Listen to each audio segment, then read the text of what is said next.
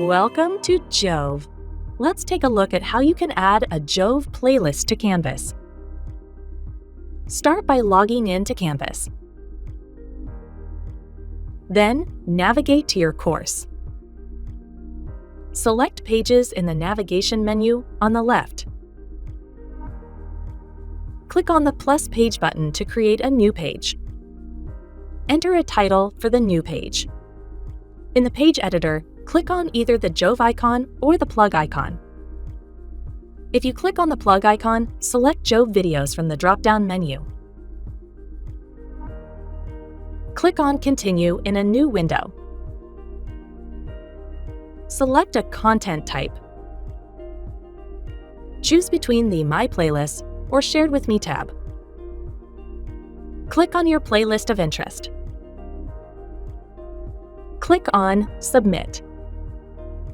Make sure to click on Save and Publish. That's it.